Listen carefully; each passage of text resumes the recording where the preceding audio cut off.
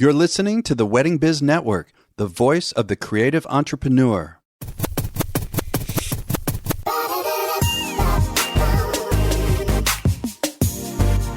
Hey everybody, it's Andy Kushner, host of The Wedding Biz, in which I conduct in-depth and revealing interviews of icons and those who I feel are the next generation icons of the weddings and event industry. And this is all to provide you with education and inspiration. And I know that obviously we are all going through quite a bit of stress at this time in history. And so I put together a list of the top 10 tips for dealing with stress taken from my interviews with these icons of the weddings and event business. And to get a copy of these top tips, go to theweddingbiz.com/top tips. Again, theweddingbiz.com/top tips. So if you missed last week's interviews, on Monday, I had a conversation with both gown designer Reem Aradaki and photographer Greg Fink, both out of Paris. These are really wonderful people who have been on the show before individually, and it was a really wonderful conversation catching up with them with how they're doing at this time. And also on Wednesday, I had a very special episode about ending child marriage with Clay Dunn, CEO of Vow to End Child Marriage. Really wonderful conversation, very important topic. And so now I want to introduce today's guest, and it is Yara Estephan, a wonderful planner and designer out of Beirut. I really enjoyed getting to know Yara and found her to be so humble yet fascinating to talk with. You're going to hear about her early interest in weddings, which is a very funny story. You'll hear how she utilizes her graphic design background in her current work, and some great stories about some very over-the-top and major weddings that really did well for her. And also we talk about how she's handling the pandemic, which is also very interesting. And so enjoy my conversation with Yara Estephan. Yara, I really appreciate you coming onto the show, especially from such a distance. It's amazing with the remote recording. I mean, it sounds like you're right nearby. I know. Thank you. I'm so happy to be on. Yeah. Well, it seems that so many of us were so shaped by our childhood. And I wondered if there is any part of your childhood that, if there was any big moment or so like a pivotal moment or something in your childhood that helped shape who you are today. Was there any such thing back then? So I'm from Lebanon and I'm based here right now, but I've lived my entire childhood in Kuwait. And my father moved there when I was born, and I stayed there until high school, until I finished high school. And then I moved back for college to Lebanon. Since a very, very young age, I've always planned all my friends' birthdays, dinners, my parents' anniversaries. When I was 12, I even planned like a fake wedding for my 5-year-old sister, and I invited everyone. Oh my gosh. My parents didn't know, and I invited everyone. I got grounded for... Oh, you literally did? And people showed up? They showed up, our friends, and yeah. Oh my, that is so funny that you did that. Oh my gosh. At 12 years old, you did that. I did. I've always loved events, and I didn't even know that like you could have a career in them. That is so interesting. You know, it's funny. There's a lot of people who have been on the show who have similar kind of stories that they would plan the birthday parties or they would plan the events at school. And it's just so interesting to me. So, well, then what happened as you were getting ready to graduate from school? What was it that you were thinking of doing? I was actually thinking of doing anything related to design, because I didn't actually know that you could work in events and have a career in that. So I decided to do graphic design. And when I got to college in Lebanon, I started also doing all the events for the university here and the different clubs here. So I did several events for university. And then when I graduated, I just launched like a small online directory for weddings. And then I started getting contacted by my friends because we lived in Kuwait. So all of us traveled for university, and they were from different parts of the world, and they wanted to get married in Lebanon. So my first 2 weddings were actually destination weddings in Lebanon. For the first couple was they were Syrian and Palestinians, and the second couple, they were British, and they just wanted to get married here. Geez, was that I mean, was that really scary for you being the first time? Or, I mean, my gosh. I'm a very, very, very calm person. so very calm. Like I used to get yelled at because I'm that calm and patient. So I think that this Wow. helped me. I was anxious at first, but they turned out some of the nicest actually weddings I've done. Wow. That is so interesting. Would you say, I mean, is there some kind of maybe like a personal signature that you have to the weddings that you plan and design? Are you able to describe that? I think yes. I think my background in graphic design and my background specifically in graphic design helped me a lot because I focus a lot on the details in the wedding. Like we create a concept, and it's from the moment the guests enter the wedding till the end of it. So we work on a personalized logo. We design a concept. We do 3D before they can actually see their wedding before Oh, the wedding. wow. Yeah. So I think this is the graphic design actually helped me a lot. You know, it's interesting with renderings. I mean, obviously it used to just be 2-dimensional, and then like you're talking 3-dimensional, and then there's virtual reality. And I imagine that's probably starting to be involved. Do you use virtual reality at all yet? Yes, it's starting to be used. We're very Lebanese, actually. They love everything luxury and everything they always want something new. So we started with 3D. Now they're into the virtual reality. Before they see their wedding, they're actually paying extra amount of money just to be able to feel what it's going to look like and what the tables are going to look like, what the stage is going to look like. So yes, we're starting to implement it. That's interesting. Well, are you able to take me through your typical process, you know, like how it typically goes for you when you first meet a client and how it is that you get to know them so that you start to get the concepts in your mind, you know, what you're going to do for their weddings? Okay, so I usually like to meet my clients personally because sometimes they ask for a quotation by mail or by phone. I prefer to meet them personally. If they don't live here, which is the case of most of my clients, we do like a Zoom call or a Skype call. And I usually like to meet both of them. Many times families are involved here because tradition-wise, they like to involve the parents of the groom and the bride. So we get to know them. I get to know them. I ask them what they do, what their hobbies are, if there's anything specific they'd like to have at the wedding, and most importantly, what they do not want to have at the wedding. Mm. And then I start working from there. I plan different mood boards and show it to them. And then we go from there. We start working on the details and everything else. You know, I would love to hear a story with some of the detail. And I know that you did the wedding. I don't know if I'm saying these names correctly, but Daniela Debbie's, is that? And Nicholas Chalho? Yes. Oh, okay. And I understand that for those listening who might not know, Daniela is a social media influencer in Kuwait. And there were a lot of people, something like 700 guests at the wedding. It got a lot of publicity. Can you perhaps tell me that story? Sure. So Daniela is one of those clients that is very, like, when she came in, she knew exactly what she wanted.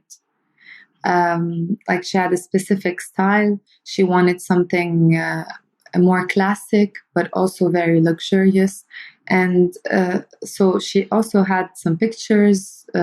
She knew that she wanted this for a wall. And so we started working on a concept, and she wanted something very royal. We started by designing a floor plan, doing a mood board, and then we turned everything into 3D.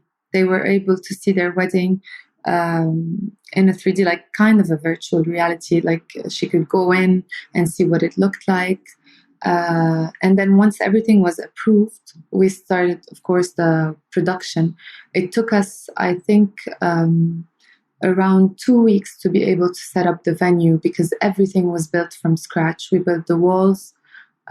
We had more than 10 or 12 screens that were very big in size. We had flowers in the ceiling. We had chandeliers in the ceiling. So we had a lot going on. And we needed the venue for around 15 days. Wow. I don't know. I mean, I've heard certainly of needing time to set something up. I've not heard of this much time. That's incredible. Because it was a completely empty, like a ballroom, but the walls were all black and the ceiling was black. And we just had an empty space and we had to rebuild it. We did the floors, the ceilings, and the walls. You know, you sent me a link. I'm looking at some of the pictures here. I mean, just absolutely stunning. I would love to be able to put this. Yeah, I would love. I guess since there was publicity on it, we could put these in the show notes, for you so people can take a look at them. So, I would love to be able to do that. I know. And then you also did a wedding for the owners of a major ice cream brand in Lebanon. And I love that too. I was looking at the pictures of that. Can you tell me the story of that particular couple?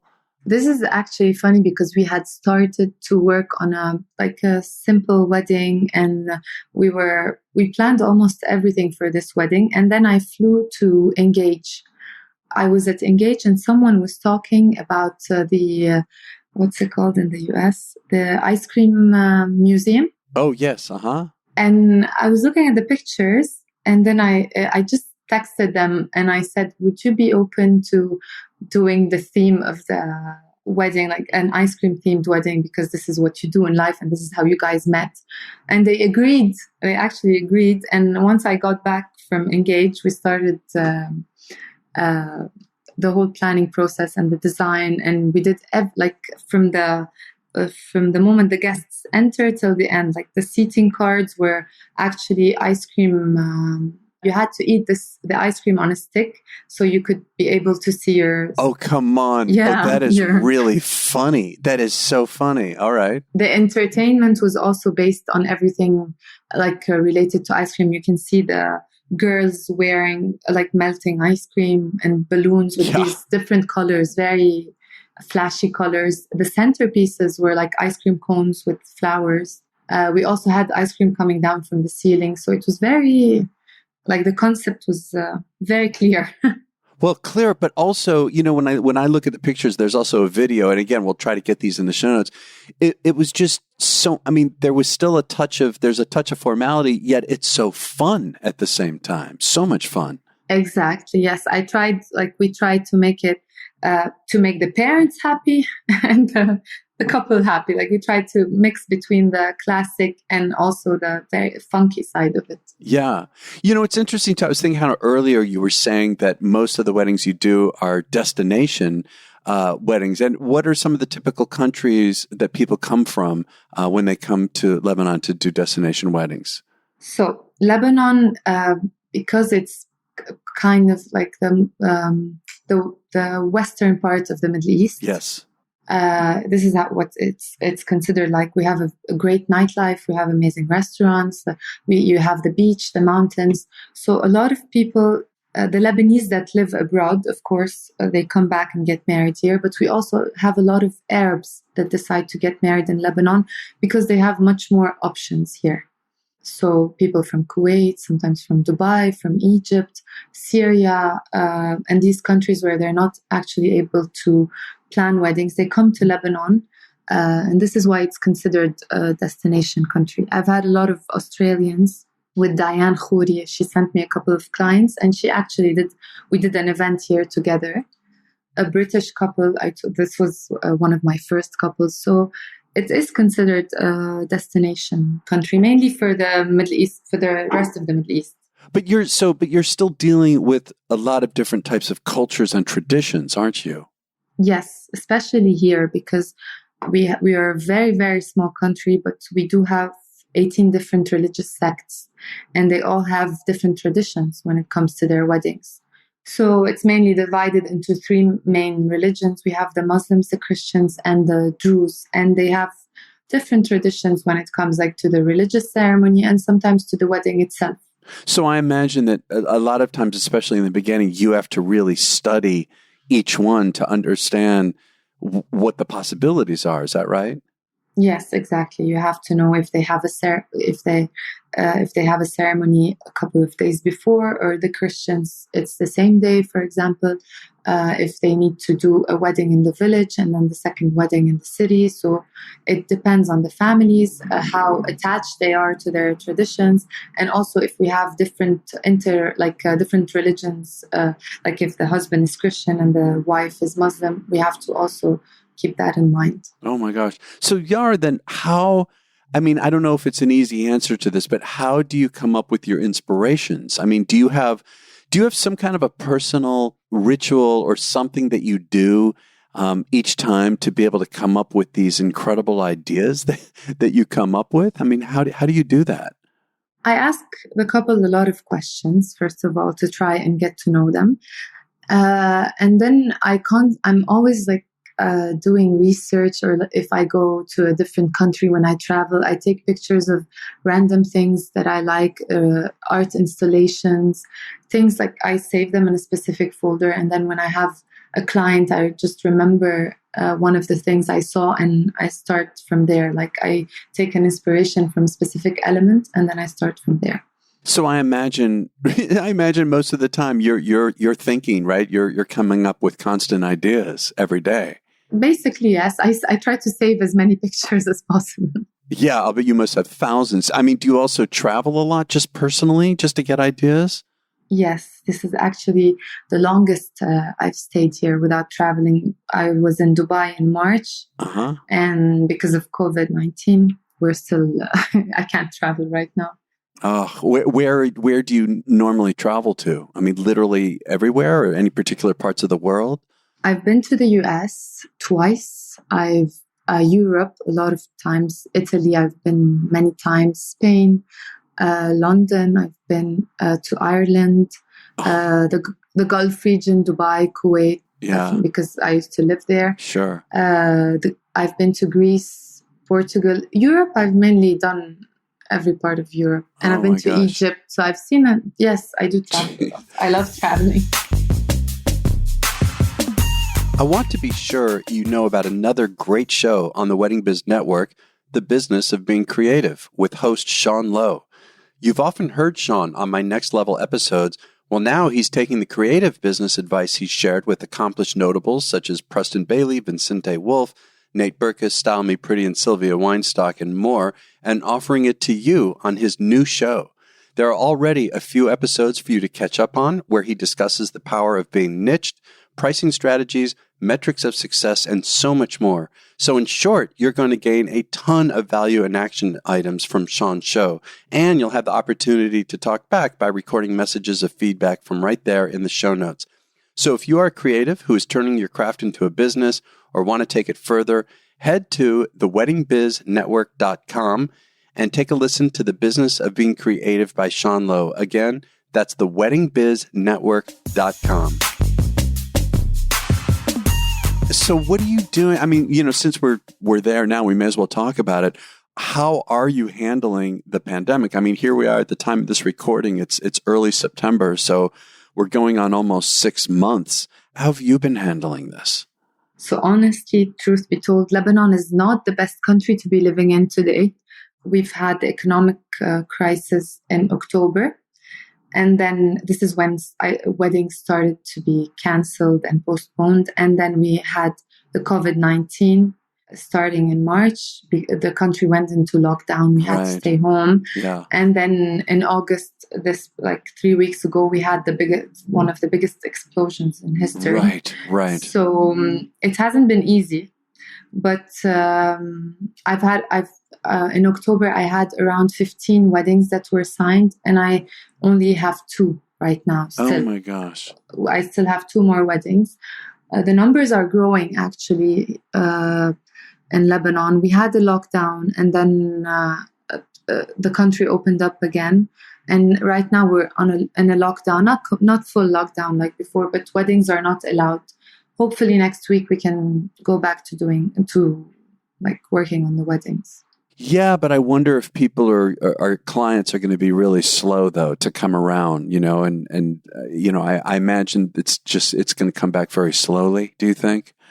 It's going to come back slowly, but weddings are still happening. The only difference is that we're used to 400, 500 guests per wedding, and now they're doing weddings of 30, 40, like a maximum of 100 guests. Wow. How is this changing your design concepts? Personally, I love it because because when you do a smaller wedding, you can actually focus on the details, on every, to personalize for every guest, to design something specific for everyone coming in. When you have bigger weddings, it's mostly you design for a whole, for a big wedding, something as not as personalized and as detail oriented. And I personally like smaller weddings. Well, and what about your personal time, during this shutdown, during the lockdown? How are you spending it? Well, what are you doing to keep your spirits up? I start at first, it was very hard, but then I decided we need to adapt to this. I told you, Lebanon, we have the beach and the mountains, so we started doing some hikes, exercising during the day, and I started taking some online courses just to keep busy as much as possible. Yeah.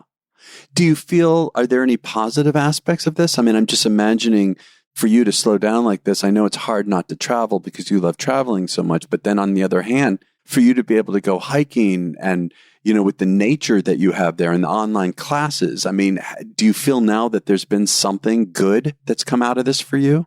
Yes, definitely, because I think in today's world, everything moves so fast and you're always traveling and busy and you have no time for yourself. And this actually gave me time to read, to learn new things, explore nature, which I wasn't doing at all before. Mm-hmm. So yes, and there's some kind of positivity, of course. Yeah, it's interesting. Of course, I want this to be over as soon as possible. On the other hand, especially here in the States, it's going to be a while. It's going to be a long time. Probably not until spring, summer of next year, if we're lucky. And I'm trying to, in addition to doing what I'm doing with the podcast, it's hard. It's interesting, Yara. I also am spending some more time outside and to hike. And what I'm finding is that when I let go and embrace it, I start to get ideas. I mean, some ideas that I'm applying also to my music business. I have a music business that does weddings and corporate and events. Okay. Yeah. So at least that's my take on it is what can I do to just be able to somehow relax myself and be open to new ideas and new concepts. It's true, actually. Honestly, before the 4th of August, before everything happened here, this was the case.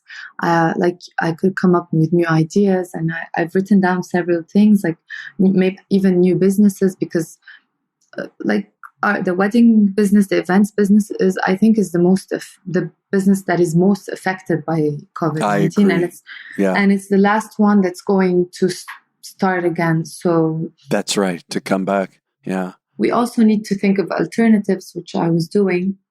The explosion slowed everything down, but I think when I'm done with a couple of weddings here, I'm going to travel for a bit and then start again.